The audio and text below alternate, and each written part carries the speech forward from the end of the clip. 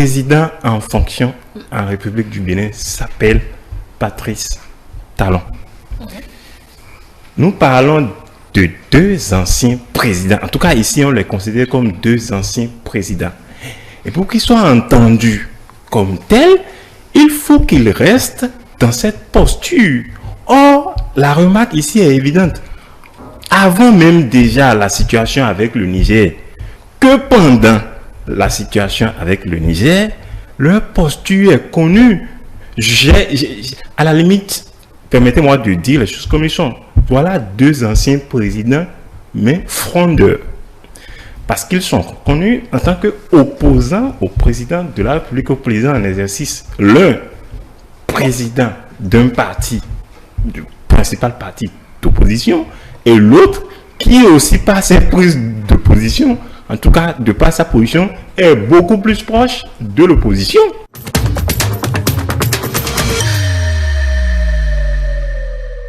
La mission était nécessaire. Enfin, la mission était nécessaire, oui. Il fallait bien. Peu importe de qui ça vient. Nous l'avions dit qu'il fallait que des personnalités entrent dans le jeu en facilitation ou en bon officier. Donc, les bons offices, c'est logique.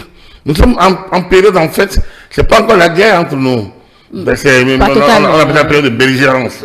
C'est un peu, chacun s'échauffe. On a encore nos relations diplomatiques existent encore. Les deux États n'ont pas rompu les relations diplomatiques. Même si on a un ambassadeur qui est nommé, qui est là depuis plus d'un an. C'est vrai. Il y a une situation de belligérance. L'ambassade de Niamey à Cotonou n'est pas fermée que je sache. Donc, à ce niveau, il y a encore des perspectives. Et lorsque ces anciens présidents vont aller titiller ces perspectives, on ne peut pas leur en vouloir dans la mesure où ils sont anciens chefs d'État. En cette posture d'anciens chefs d'État, c'est des personnalités particulières qui méritent respect, qui méritent d'être écoutées.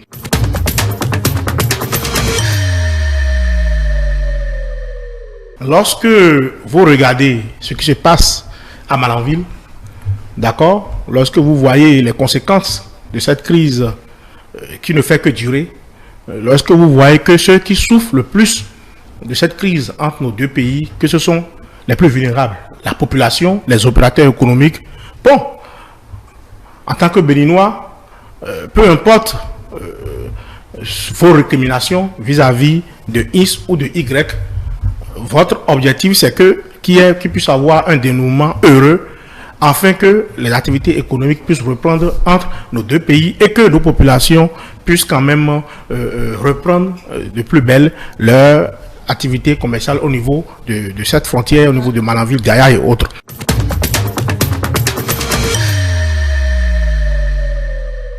Si cela ne tenait qu'à moi, au lieu d'enlever juste des syndicalistes et aussi, je crois, les représentants des fédérations sportives, parce qu'ils sont également membres du Conseil économique et social, j'aurais bien voulu qu'on enlève cette institution-là de notre,